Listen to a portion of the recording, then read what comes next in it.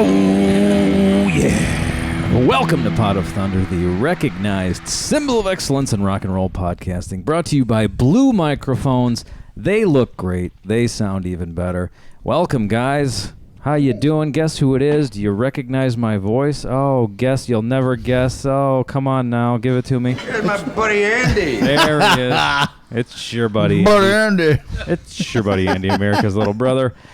Over there's Gnarly Nick, the Garlic Dragon. Bam! Bam! Oh my gosh, it's hot. Nick, what's up? Coming in hot. I'm starting that breakfast for everybody. Yeah, It's about that time. Over there's Chris L. Breakout Star of the podcast. He was a moocher, a card cheat, a country club golf hustler, a scumbag. Yes, indeed. Oh, how about this All one? of the above. How about this one? Over there's third Jones brother, Jay Jones. I'm back. I'm awake the Jones this week. guys are having a night tonight, aren't they? And over there, the one, the only, Chris Jericho. Welcome back again for the 12th appearance on the show. Here we go. Hell yes. Shit. And my buddy Andy. That's all we need is another drunk in the room. No, I like that. I said that all the time at my house for some reason. It's my buddy Andy. My buddy Andy. It just makes me laugh. So thank you so much for inviting me back for the 12th unprecedented time. The dirty dozen. Which is 13 more than that son of a bitch, Michael Chakifico. There you go. You know that was him in the intro music? What? That was That they was- said, Pot of Thunder. That was- I quit. Oh. You got to do it. If you do shouldn't it have better, said we'll that, use Nick. you. My buddy Andy. Start using. So your excited version. back here. Let me say this. I don't know where the song is, and don't tip the hat. There's no Obviously, hat all, yet. all the amazing people listening right now, which was Well- tripled after you guys did my show. Thank you very much. Don't know what they know what the song is, but we don't. And I literally, for the first time in the history of my career, if I can be so bold, I'm letting the curtain go that I knew every song we were going to do beforehand. Don't know right now. Yeah. No idea. Yeah, he's playing by our rules. It could be Fluvember for all I know, and you got to do,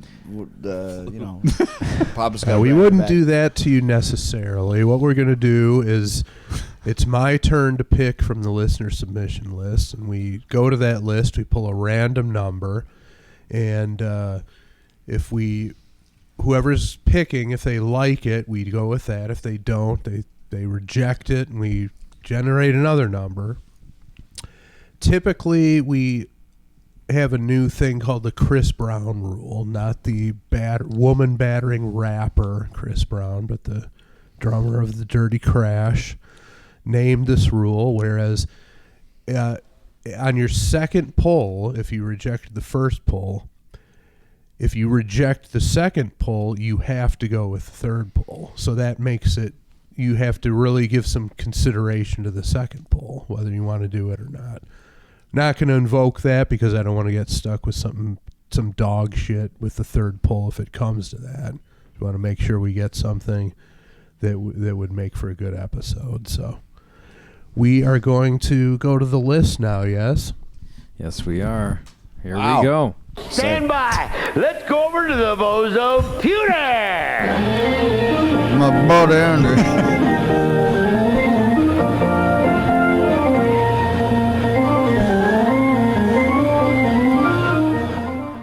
All right, we got number 757. Uh-oh. This is what we got. Chris L is behind I'm watching me. his face for the looking initial at this one. reaction here. Oh, that's absolutely yes. Oh, Absolutely yes. Wow. What is it? We don't know yet, but we don't Chris, know yet. But Chris, Absolutely by yes? No. That sounds like shit. From that album with the glorious naked man ass on the cover, going for the one. No. Is it fucking 2112? No, you're going to be very... It also has a glorious naked man ass on it. You know this, right? That's that and Hemispheres, yes. Oh, yeah. 2112, Hemispheres, going for the one, the holy trinity of naked man ass on album covers. Right. But no, this one, you're going to be very pleased, Mr. Jericho, and Yes. hopefully everybody else will also. What? All right. Ready to fire it up? Yeah, can you do the honors? Because I'm blanking on the album. Sure. I'm pretty sure I know it, but Let it It must rip. be Scorpions, maybe. I think it's Scorpions. No, Well, wait here- till you hear it. We'll read it, and if you say no, we'll pick something else. No, that's not happening. First of all, he's not going to say no. But Yeah, you're second, it's not up to him Okay, this time. you're right. All right, here we go. Let's turn the microphone over to you. Hey, it's Freddie. Except for, Shot yes. me. Here we go. All right, Hammer. This one's called Where Eagles Dare. What? Peace of Mind. Oh my! Holy the band. smokes! Iron Maiden.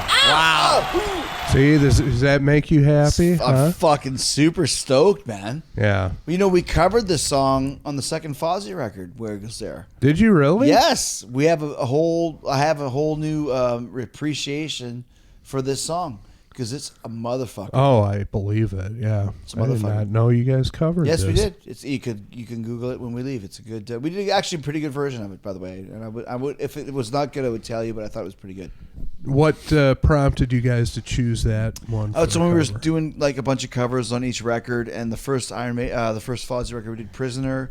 So the second one, what's the song that we all like? It was either "Murders in the Rue Morgue" or "Where It Goes There." We went for "Where It Goes There," and super hard to sing. Turns out you can't sing 3 octaves.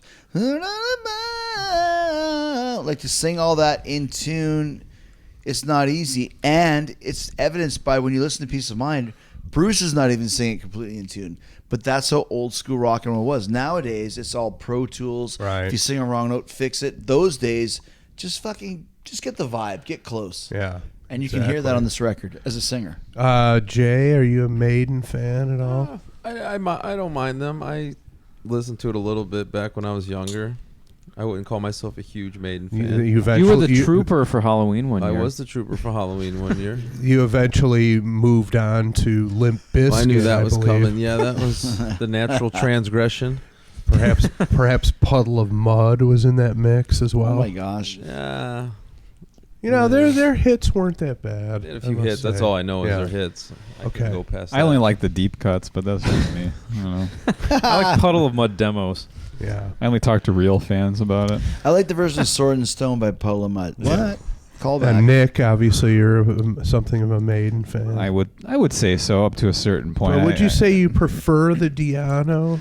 That's a hard one. I know when we did the Murders in the Rue Morgue episode, I was all fired up about that particular song. It's a tough one to really say. I mean, I love as far as there were only 2 albums with Diano, so it's hard to, if they would have done more, where would it have gone? But I love the 2 Diano albums. I think are fantastic. And I mean the stuff with Dickinson, also great, but there's been so much of it that there's hit and miss. Factored in. But yeah.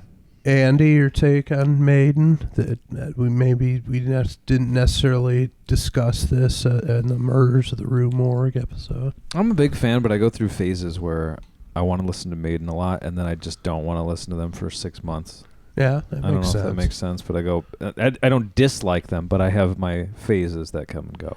Right. They're not an everyday band for me. But I would have do to love say, them and love them live too. Yeah, well, live, great band to go they're see. Incredible, you get your money's worth. Yeah, I would have to say this is my favorite Maiden album. So this is 83.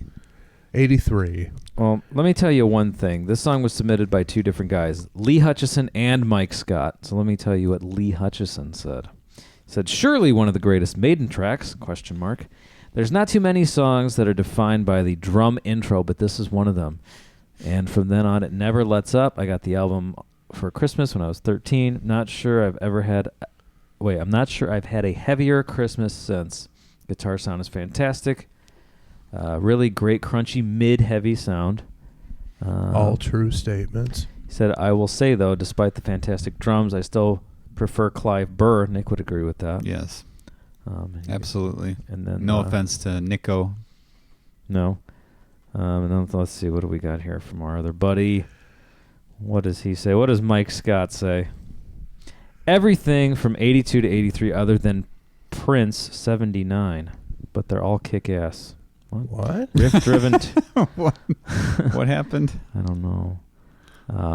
Prince 79. I don't know. But they're all kick-ass riff-driven tunes that should appeal to the potheads. Pot of Thunderheads. So there you go. So Mike and Lee. So there we have it. And this is the opening track of the album, correct? Yes, it is. Yeah. Yes, sir. This is as iconic a drum intro to open an album as you could even say is Rock and Roll for Led Zeppelin 4. It's right on You think that so? level. Yeah. Hmm. I can't think of. Well, I guess if we started thinking about it, we would come up with a longer list. But I think it's not common to open an album with a drum intro. Yeah. Well, there's Strutter. Creatures of the Night. Creatures of the Night. There's a few. But yeah, you're right.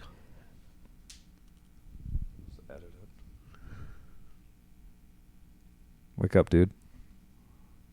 Give him a kick. It's not going to work. I just got it. You okay? You good? Dozing? Yeah. You good? Okay. All right. Yep. So, are you guys ready to dive in? I am. Where Eagles Dare. What do you think of the drum intro, Chris J? Sorry, I kind of did doze off a bit. Guilty as charged, but damn it ain't right at It's all good. Metallica. Not sure what you guys talked about, but here's the thing I love about this is I put my phones back on. This was the announcement of the new drummer in Iron Maiden. That's a great point. Yeah. Who was Nicky McBrain. So the opening salvo of the record starts with the Nicky McDrummer. Classic drum fill. And it's much like Run to the Hills or there's those classic drum fills where when you boom. If you're a metal guy, you know what that is. Yeah. Very iconic statement from Nick. All right. What other stuff did we discuss while I was examining? We pretty much just discussed the drum intro. Yeah. Okay. And Nick's Did Jay have hatred of anything- Nico McBrain in favor of Clive Burr. I like Clive Burr better. That's Did all. Jay have any points at all? He just saying I that. nodded in agreement a couple times. Yeah, just speaking of how very wise. Nodded wisely. he was into Maiden, and then he graduated, moved up to the likes of Limp Bizkit. We were through that. Well, different time frames. Maiden's still big heroes for me, and very much enjoyed this song. Where from would them. you rank Peace of Mind and your favorite? Well, for me, Maiden but albums? once again, if you go into that era, and that's what I was bugging you a bit, like it's having somebody, like if you grew up with the music, it means something more to you, right? So I grew up. Power Slave was the first record I got, and then moved back. Love Peace of Mind, but Power Slave was always bigger for me. Yeah. But Where Goes Dare, that's fucking transcends. They're playing it. Maiden's playing it in their set now for the first time in 30. Really? Yes. Oh, that's cool. When we opened for them, they played the second song in the set was Where Goes Dare. And what was the first? Oh my gosh, the first Aces High. Oh, Yeah. Wow, what a one. Because they were doing combo, kind of yeah. a nostalgia thing.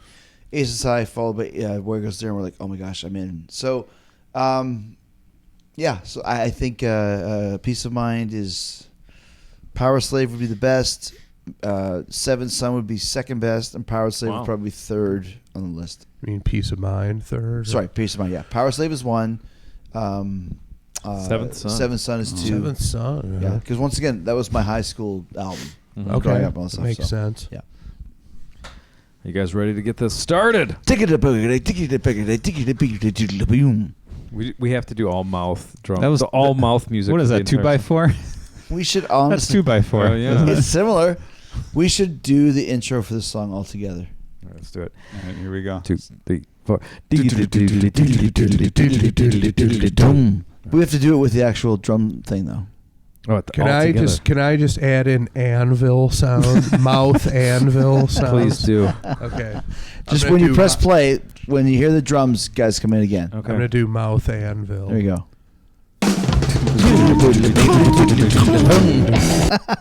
Was that good? We nailed it. Yes, it was amazing. Okay. That was a great point you made, though. The opening salvo of the new drummer That's right. era. That's Focus on something- the new drummer. It's yeah. one of the things I mentioned while you were in a coma over there was that this might be the most iconic drum fill album opener since Rock and Roll Led Zeppelin. I agree. I mean, it's you don't typically hear drums. Here's the thing: bringing if an you're a album. drummer, like as a Mike Portnoy or those guys, they'll sit down on a kit and say, "Guess the tunes," and all they have to do is play, You could do the Where Goes There, and you could do Run to the Hills, but Where Goes There is more advanced, where you go, oh, I know that song. If you're a rock and roll guy, and someone goes, that's the Where It Goes There. Yeah. So great point, and great. When Nico McBrain did my podcast, somehow we ended up talking about this. Like, what was your idea for this fill? And Steve was like, I don't want to start the song with I need to think of another part. Like if it's like frown, right, like some orchestrated thing. And Nico was like, just let me do a thing. Like, why do you want to fucking put another minute on this song of orchestrated shit? He goes, what do you got? He goes, give me 20 minutes.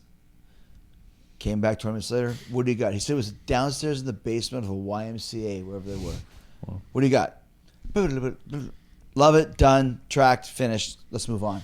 Yeah, that quick. I like how you don't overthink it. It sounds good. Yeah. Print it, and look what it's become. Iconic. A classic.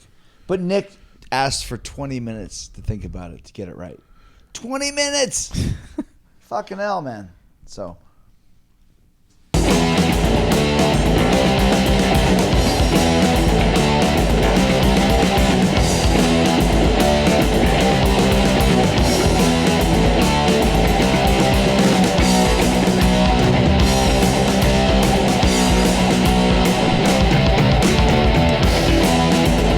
What a great riff and opening album. Like I said, like earlier, a couple of podcasts ago, whatever it was, Maiden and Metallica's mindset is every show they do on the certain tour, the first song and the second song are from the record. In this case, it's Eagles and Revelations. That's how it should be. If we're going to put the record starting with this, and this song just gets you, it's so good. Something else while you were nodding off there a while ago. There were some comments by the two guys who added this song to the list, and they were talking about how great the guitars sound, like mid-heavy crunch guitar. And then that, of course, aggressive, percussive bass going on, just everything in lockstep. It's just grabs you by the throat. And I don't find the production of the guitars on this record overly crunchy. The record is, as every Maiden record is, which is based on rhythm, because Steve's he calls the shots. It's all based around Steve and Nico, and you can hear that on this. And the guitars are great too, but it's all based around the bass, which no other band has basically ever had. Yeah. Because Maiden is Steve and Bruce. Bruce doesn't care what Steve does as long as he can sing his lyrics and hear himself. And Steve doesn't care what Bruce does as long as he can hear his fucking bass and play his bass lines. That's basically what it is. Which works.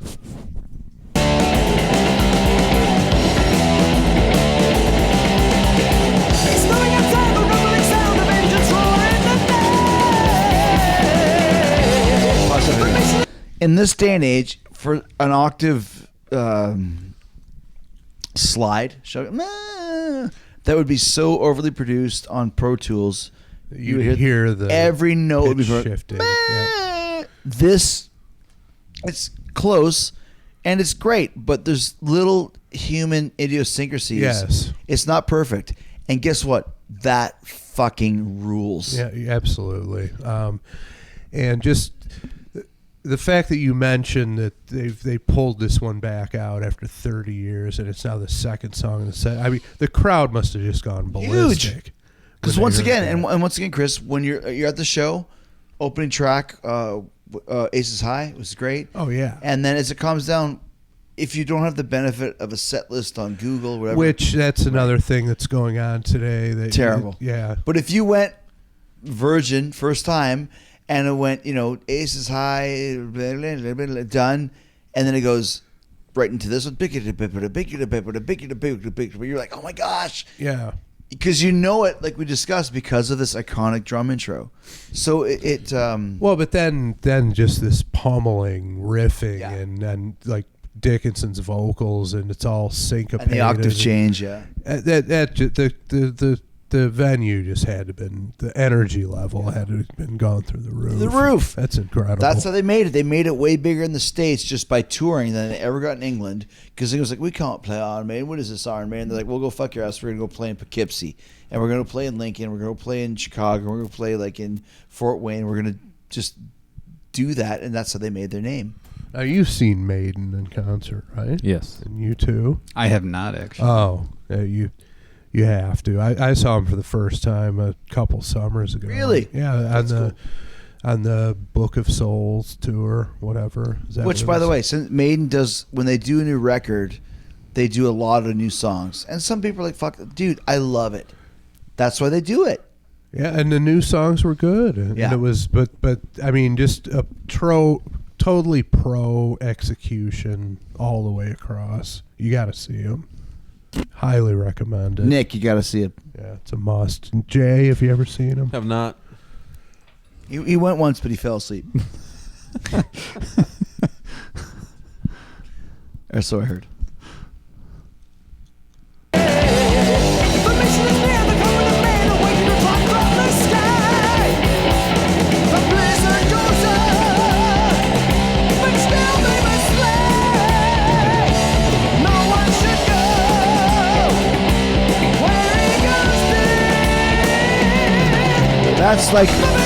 That's old school recording, which is just straight to analog tape. Mm-hmm. That's Bruce Dickinson. Is it, like I said, I never noticed this till it was pointed out to me by the experts. It's not perfect. To me, it's fucking so perfect. Yeah. That's a lot of singing. Oh, God, yeah. And when we saw him do it live, he does it live. They don't downtune. He refuses. They sing it like this. So you got Bruce, and it's not just one. Like, he's got to go through all the verse and all the chorus and all the pre-chorus. And he still sounds amazing. That's a damn rare thing in rock and roll. Yeah. Sure it is. It's a lot of words in that verse, too. And that's the old thing I heard about Steve and Bruce's argument, that Bruce would write the words, and Steve would go, there's too many words in this. Cut this, cut that. And Bruce is like, what? I don't cut lyrics. Yeah. Like, this is the lyric. It's a fully realized This is it. song. Yeah, why would I edit Yeah. this? Yeah. So let's fit. It can't fit in the song, Bruce. Well, you can't cut anything, Steve. Argue. They figure it out. But that's why there's a lot of those slow, mid-tempo openings on Maiden records now, for that compromise between them. Come on.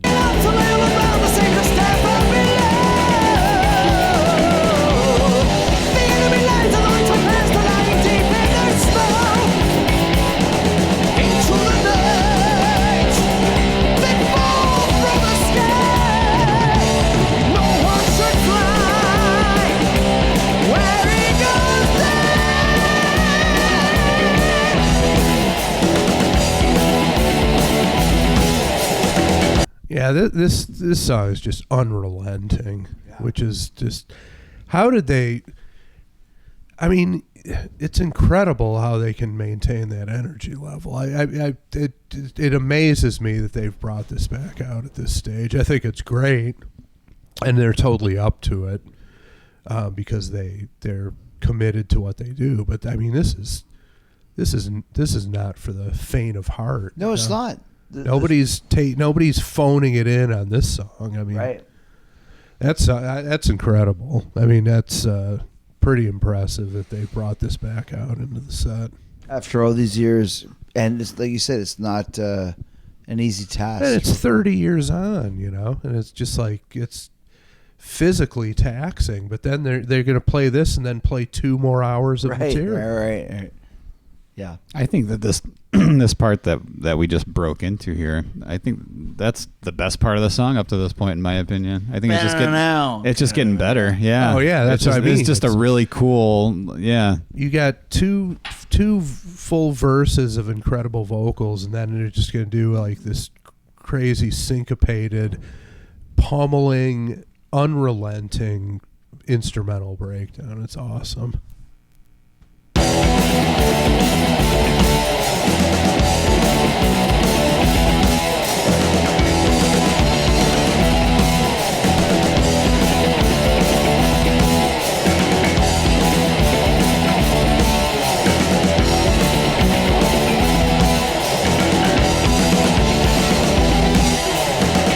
that slide, that makes it, in my opinion. Cool. It just takes it over the top. It's awesome. Just like, well, to use the word Chris just used a few seconds ago. Well, and now awesome. They're going to do... I thought you were going to say analingus. That was a few hours ago. It's the sonic equivalent of suddenly feeling a tongue up your ass. But we're laughing about this, Chris. But realizing you like it. Go ahead, sorry. Just saying the reason why it works is that, like... I forgot my point. No, go ahead. Tap into it. I forgot what the point was I was going to say before until you started about licking buttholes. I just forgot everything. Oh, damn it. When did he start? I don't remember. Butthole stuff. But here they're cutting into the same thing, but one of the guitarists is running it up an octave. And so you're going to get a little more drama added to it before the solos come in. Just the arrangement is totally exactly, kick-ass. And that's a not a it's a very underrated form of music is the arrangement. Oh yeah, that's absolutely. a very underrated thing. Who's the arranger?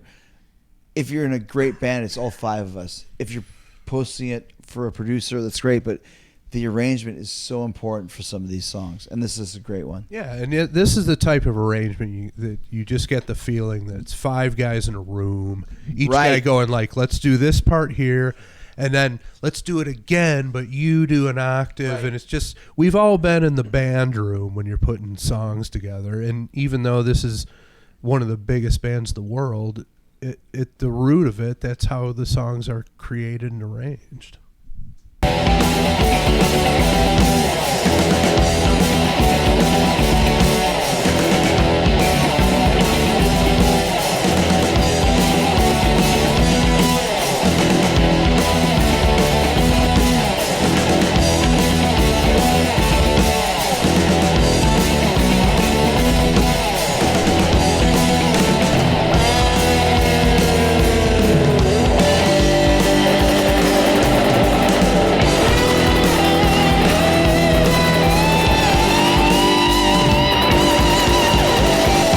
And I was just thinking while that part was going on that I was expecting, you naturally would expect, okay, there's going to be a solo, like there's going to be some sort of like really big lead. There really wasn't for that part, and then they went to the next part. Now we're getting some little, sort of lead guitar work, but that's pretty cool. You don't necessarily need to solo ever, if you got a riff kind of thing repeating over and over. It seems natural that there'd be a guitar solo, but I kind of like that. It just kept going. Yeah, and then when the solo came time for the solo, they kind of eased into it. It wasn't like hitting it 4 on the floor right off the bat, and there was a slight change to the rhythm pattern, and it's just, again, building up that drama, like 3 times through. Each time the guitar players are going up an octave, and it's just building to that tension and release we talk about. It's lifting everybody up to what's coming next.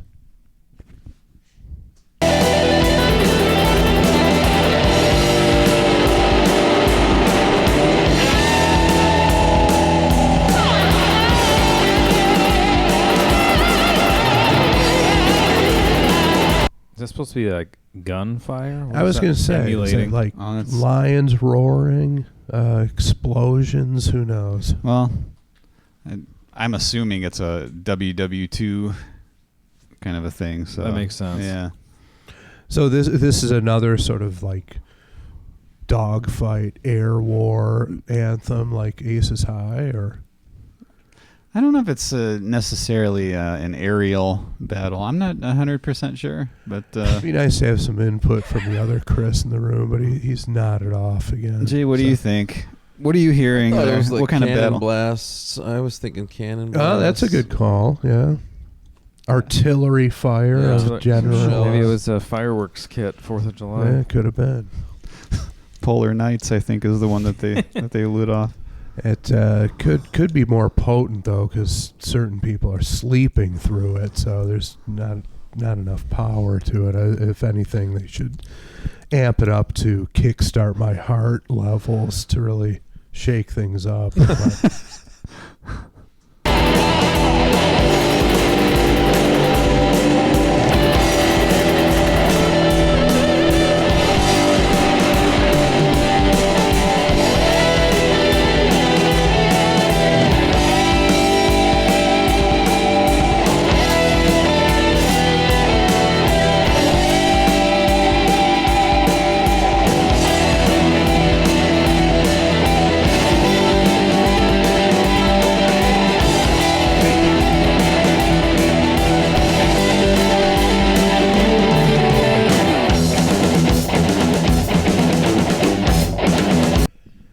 You know, you guys might disagree with me, but it's like it goes back to what I said earlier about it being unrelenting. It's like it's one thing after another, and you almost stop and think like it's too much, but it's not fatiguing. You just you find yourself anticipating what's coming next and enjoying all of it. But others could disagree with me on that, but you might think that this is excessive with all the stuff they're throwing in there, but the flow is there, and it doesn't seem like you're getting bombarded with all this stuff the way you are being hit with it. And it's not coming off as proggy at all. No, even though the arrangement could certainly be considered as such. It's just super heavy. Like it's pretty awesome, and the way that everybody's locked in with each other when you've got the open hi-hat kind of a beat, everybody is, it's all complementing that. When you get into the dunk, dunk, dunk, dunk, dunk, where everything's more syncopated, everybody is right in there on every single part. Fantastic stuff. Almost has a nookie feel to it, doesn't it? Does it? Or would it be more of a break stuff vibe? Well, I know think what? Relentless is the right description that Nick just gave. I just feel like it's constantly getting after it, getting in your face. So far, I'm really enjoying it. Chris brings up all the time, and now you're here. What must it have been like during break stuff at Woodstock '99? Yeah, you were there. Oh, right? It was crazy, huh? Yeah, it was. I remember like break stuff and Thieves were the two. They did the Ministry cover of Thieves, and the way they set it up and got the crowd to jump. I think he gave us the cue to get the fuck up or something, and we got the fuck up. And you done did it. And when Fred Durst says jump, you say how high. That's it. Basically, you're in the air already. Yeah. No, exactly. It was wild. I mean, really wild time. I the night before, was it the night before? No, it was the same night. They played, Metallica played, Rage played.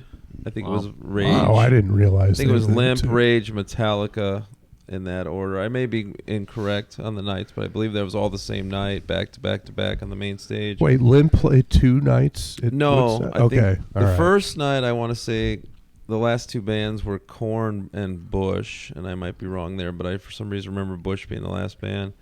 And then that second night, it was like Limp, Rage, Metallica, and then the third day was kind of the free-for-all with the Fires and Red Hot Chili Peppers, and just rapes in the crowd, things of that nature. Because I remember you getting back, and for whatever reason, the one comment I remember to this day is, "Yeah, I saw James Brown. He was terrible." I probably did make that comment. He was the first act on that Friday, and it was about 100 degrees. Probably I think didn't I was help. just disentenced. Yeah, I believe it. DMX was pretty bad too. All I remember him doing was barking every song. Well, that's what he does. I mean, it was one after another. Why? What else would he do? That's what you go to hear DMX barking into the microphone. Yeah.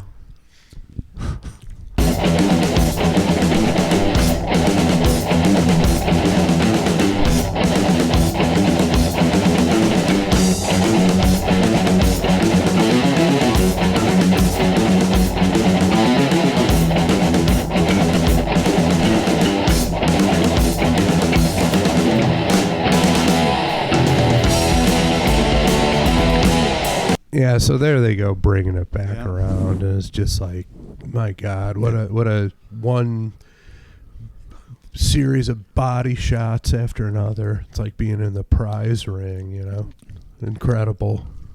The fact that they're doing this now at this stage of their career, and like I said before, this is the second song in the set. There's another 2 hours of material following this. It's amazing. It's exhausting physically. It has to be. Yeah. But they can pull it off because they're total pros. Yeah. 100% dedicated to it. There's no Vince Neils and Iron Maiden guys who don't take care of themselves or don't apply themselves to their craft. These guys are absolute pros all the way.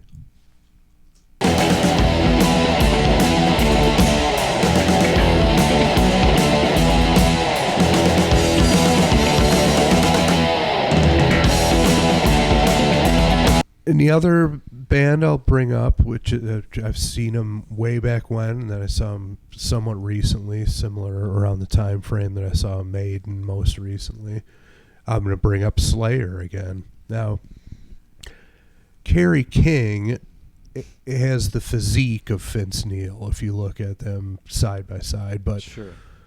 There's a difference between being a little overweight and being in shape. Kerry King was nonstop energy through that entire set, and those guys played for a solid 2 hours.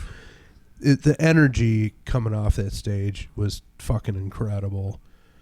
From 88 to 2018, 30 years. If anything, it had ramped up. Really? And Iron Maiden's the same way. It's incredible how they can pull it off, and they're just dedicated to it, and they're completely invested in what they're doing. So total pros all the way. Let me pose this question to you. If you had to pick one or the other to go see again, who would it be between Iron Maiden and Slayer? I would go to see Iron Maiden just because the music is more melodic, and it's a little they're visually with the pyro and stuff. I'd say it's a toss up. You're getting both of the top notch show from both of them, but I would just say the Maiden catalog is a little more accessible, a little more melodic. It's overall a more enjoyable listening experience. Slayer is on par with that, just from a visceral perspective. Just that the whole amount of energy coming at you is what's impressive. Okay.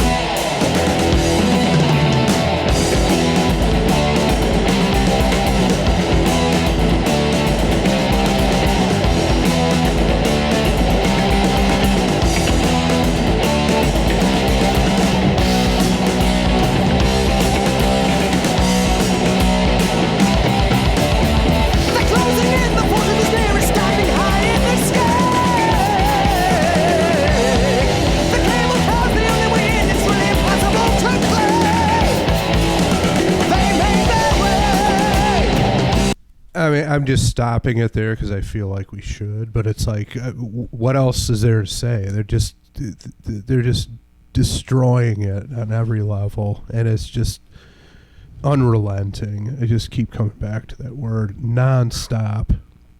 And like we talked about, this is ushering in a new era, a new member of the band, and what an opening salvo it is. I mean, yeah, it's. I haven't listened to this in quite a while, and it's having an impact on me as like a song that I'm thinking, okay, when's the next time I'm going to get to, put this one on? When am I? You're that excited? You want to listen to it in its entirety with no pauses? Yeah. I mean, it's been a while. I never owned this album. I've heard songs off of it, but sitting here like really listening to it, the song's great. I mean, it's not a surprise.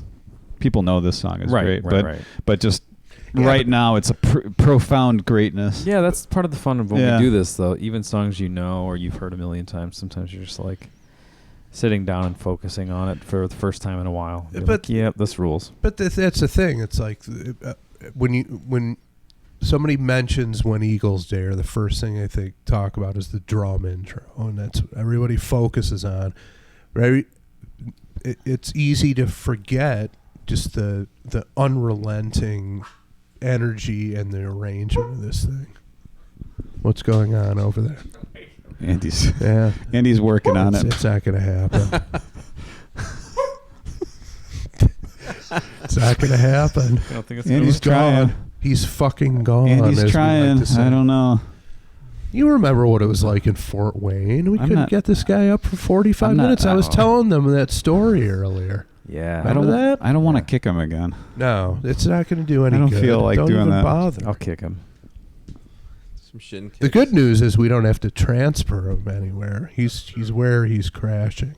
Yeah. In Fort Wayne, we had to take him across fucking town to get him on the Fozzy tour bus. Oh. Yeah, let's close out the episode. You're not gonna win. You here. mean us finish it? Yeah. Yeah. Because I don't want to give up on it. No. At this point. Yeah. No. Okay. If we've gone this far. Yeah.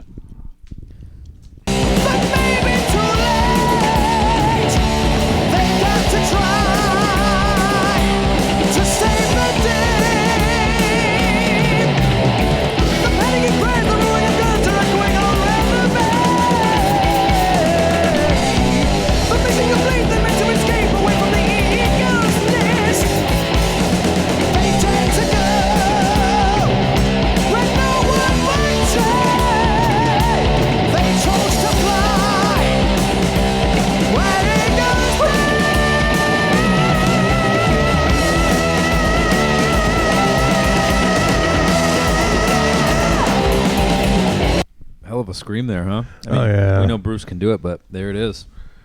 Yeah, and just Holy moly! the air raid siren, and he was raising it with what we talked about last episode about how Paul Stanley pushed his limits in that era. Leading up to that final scream, he was definitely building to that. So 2 songs in a row, huh? He's got the Aces, ha. my God! He's got that. He's got that going on the first song, and then I'm this. telling you, like I said, you said you've seen Maiden. Yeah, How I've long seen them ago? twice. I saw them in like 06 or 05, and then I saw them again in like 2010. And you Never. Jay, never seen them? Never. Yeah, I'd seen them for the first time 2-3 years ago. I think I already said that, but Yeah. it's just the show goes on and on and on, and these guys just don't let up, and they're fucking 60s. Yeah. Right. It's incredible. It is. This nuts. guy isn't even in his 50s, and he's completely out. Even listening to it isn't reviving him. No. So, Which is no fault of Iron Maiden. Think you can chalk that up to the Grey Goose vodka that he's probably been, the main event. ingesting. You think the match, trooper? too? He did a little something earlier in the evening. That's true. Do you think the trooper wine would have done this? No, he'd be up. He'd be running around the room right now. One thing I was going to mention that just reminded me of, I don't know why, but when you said the thing about Aces High into this live, doing those back to back, I didn't realize, just me being dumb, I guess, but the Live After Death vocals are studio retracked, touched up at least. Okay. And on, I forgot which Iron Maiden DVD it is, but they have the Long Beach show on there, and he doesn't really nail the Aces High note on the actual concert, but on the recording, like the CD that you would buy, it's pretty damn close to being nailed, so that's like retracked. But later, like when I saw him, I thought he nailed it. 20 years later? So I think he got better over time. Yeah. And I think they were, pushing the limits and maybe even pushing themselves farther than they should have gone or even were capable of at that time. Yeah. But they, like you said, they've actually somehow gotten better, more adept at it. Well, and like you said earlier, these are not slouches.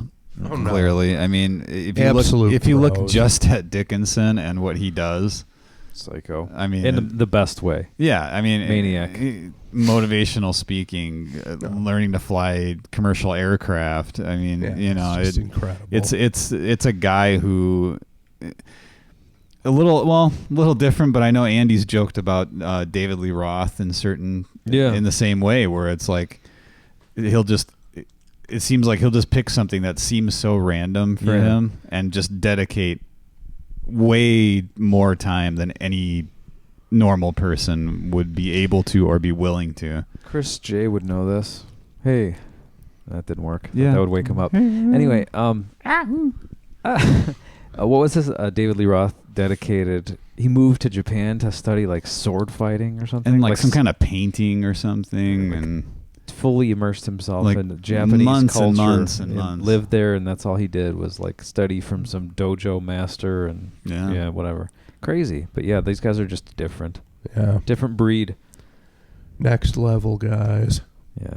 I can't think of a legitimate interest that I have in anything where I would be able to. I mean, maybe life is different if you're like David Lee Roth. I don't think he's ever been married, right?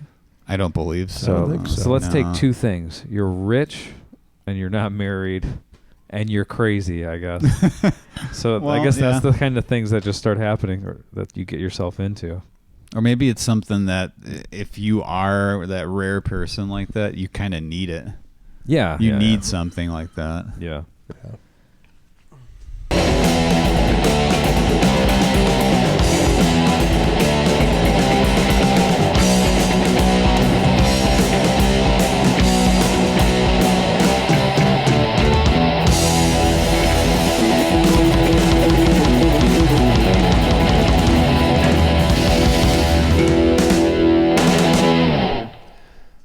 And then sorry, go ahead. oh, just wanted to comment on the bass playing there. Like Steve Harris does that quite a bit, where he'll do little fills like that in certain sections, and then that's when it stands out. You realize like, wow, his fingers are pretty fast. His right hand is pretty quick. Yeah, and then that incredible song we just heard, they end the studio version with a full tilt concert ending. Yeah. I mean, you gotta just gotta bow in reverence to that. So great. So ostentatious. It's really, they're just, to open that can of worms, how they're not worthy of being in the Rock and Roll Hall of Fame is completely baffling. Yeah, if that meant anything really, right. then yeah. But I mean, there's no better, more pro band in the history of music than these guys. Well, guys, it's time to vote. Sweet Surrender or Kick in the Garage. Who wants to vote first? I'll go first. Oh, big time Sweet Surrender. It's Sweet Surrender. Hell yes. It was thoroughly awesome. Again, one of those songs that I'm familiar with. I think probably more so live versions I've listened to in the past, and really, I think so. Yeah, I wonder how many are out there if they haven't played it in 30 years. But I think I used to have it. Was that a dog? I was trying to do anything. Not working. Oh, that was you. That was me. That was something in the hallway. Sorry. There's a dog in the room. I believe I had a CD where they did this live. I don't recall, but that CD disappeared. Maybe it was the one with that dude who does magic. Simon's, yeah, the Raising Hell performance. Mm-hmm. Watched that on pay-per-view. Actually, I was pretty stoked when it was on. Mm-hmm. It was, it was cool. It's definitely got like it's dated. It's super dated if you watch it now. Yeah, but it's fun. It's fun. Chris, did you ever see that where it was the last Bruce Dickinson show, right? Or one of maybe, yeah. But it was like right before he left the band, and it was a pay-per-view concert of Iron Maiden going back and forth with this like metal magician. Like I don't recall. Yeah, like they play a couple songs, and then over on another stage off to the side or something, there'd be this guy doing like I don't know, just kind of weird, twisted, kind of dark magic tricks. Yeah. But there's not that much else to say about this song. It's pretty fantastic. Yeah. So who's next? Chris L? Yeah, I mean, Sweet Surrender, of course. And it's Sweet Surrender. Hell yes. I don't want to steal Andy's soundbite, but what more can be said that hasn't already been said? I think I've already said my piece on it. Till Can't exhausted. add it to it. Yes, I'm definitely at that point, and I'm not the only one in the room. I can vouch for you. Yeah. Jay? I will make that 3 Sweet Surrenders. It's sweet surrender. Hell yes. Would you say that's perhaps on Gold Cobra level, or that was a pretty damn good song, actually. The Gold Cobra song? It was Yeah. all right. It was all right. Great video too. I don't think I've ever seen the video. Oh, the video's great. Yeah, you made me watch it once. Really? It's great, man. Chicks bouncing around in bikinis and I'll slow watch it motion on and YouTube whatnot. tomorrow. Oh yeah, I'd be shocked if you weren't instantly captivated by it. All right. I, too, give this a sweet surrender. It's sweet surrender. Hell yes. I halfway wanted to shoot it down with a kick in the crotch just so the episode would be over. But we can do lightning round. next round. I'm just teasing. But awesome song. Everything. I don't know. What do you say at 4:32 a.m.? Sorry. Get ready to say sorry. Yeah. That's what I'm doing. To your family or to yourself? I'm saying it to myself when I To wake up. everybody I meet in the next 24 hours. When I wake up in 2 hours, I'll be saying sorry to myself. But oh my gosh, who would have thought? See, here's the funny thing. Now my brain's starting to stop working. It's and happening. I can't, is it happening? It's happening. I'm gonna do it. I can't remember what clip we played next. Yes, I can. I just have to. Come on, you. See? It's All Right Hamo, right? It's been a while. We took the whole month off playing that clip. It's just being tired and not being. Oh my god. Nick, entertain everyone. This is okay. I'm gonna tell everybody a quick little thing I was gonna say during the Talk is Jericho. I had a couple notes here, stuff I didn't get to. I was gonna say how a lot of the lyrics on Pump and Permanent Vacation are kind of embarrassing in the same way that another band that I used to really like, Sublime, where vocally fantastically expressed and performed, but some of the lyrics it's just like, oh, I just can't. I can't do it. Yeah. So that was something. So now that's off my chest. A little Easter egg from the Aerosmith. Do I need to do more, or are you okay? No, it's good. Okay. All right, guys. Guess what time it is? All right, Hammond. I got a question for you. He's not involved, okay? I mean, I think we could. He's here. I think we know the vote. Do people believe us? Oh, he was on for a little while. We know the vote. Well, yeah, he was on part of this episode. He just tapped out. Tapped out. Had a long night. Yeah. Plus, he lost the title. Yeah, it's a bad night. Yeah. Anyway, let's make this a lightning round. Don't think too much. Get your votes in. Let's run it around the room. My vote's in. Mine also. Jay?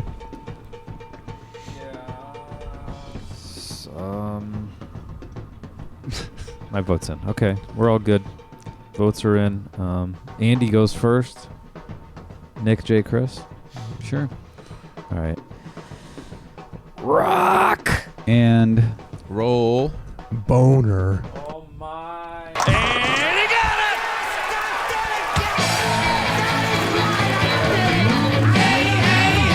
It's a rockin' ball, yeah. Are you kidding me? Who do you think you are? I am. Get it right. Jay, you what did you have? That's Pete Weber. That was just I just saw on the internet. That was like the 8th year anniversary. Yeah, like last week, a couple days ago. I mean, how embarrassing! It's funny to watch, but I mean, how embarrassing. What's your high score? 298. Oh, okay. Are you fucking kidding me? No, I went slow, and the Hammond Times tournament, my first game ever bowling a tournament, I had the first 11. Then I went a little slow, came in high. Oh. Really? 298. Jeez. And I've had I knew you were close, but I I didn't know exactly what the number was. My one chance at at So pulling what's total. what's your average? Would you say? I think the highest I ever had in the league was like 193 something. Fuck, that's pretty good. I'm regressing. I'm not Jay- gonna. I go about reveal once what a year my now. average I'm is. awful. Jay's team I'm- used to sandbag. They were notorious for that. No. Always getting There's yelled a lot at by of the that other going guys. on. No, Yeah. I just remember they always got accused of it. Yeah, we came on when it counted at the end. Andy was part of that sandbagging crew with I the was. camouflage shirts. Yeah, the first year, right? Yep.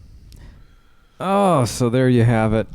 I don't know if you agree with us or disagree. Oh, who's gonna disagree? That's just the fucking way it is. Deal with Is us. someone gonna disagree? No. Come on, It's Jason, possible. Anything's possible. can't happen. You'd have to be some kind of fool to disagree. You'd have to be a... Total fucking dewclaw. What is that? Was that Oh, Nick? that's me. Some Sorry. racket going on. Playing adult movie clips over there. All right. No, I was gonna say if you don't agree. Say, get some balls, man. Get some balls. There you go. All right. Well, sorry that this one's under an hour. It's a unique episode. So Yeah. there you have it. One of Yeah. us is completely run out of gas, and the rest of us are close to on, empty. on fumes. Yeah, we're in the what is the executive suite? Is Yeah. that what it is? Here Yeah. at the Marriott downtown Chicago. Yeah. By the time we crawl out of here, the sun will be coming up. Yeah. So We've got about hopefully no traffic. Get home like less than 45 minutes. 40 I would minutes. hope so. Yeah. Okay, let's put the wrapper on it. Guys, guess what it's time for?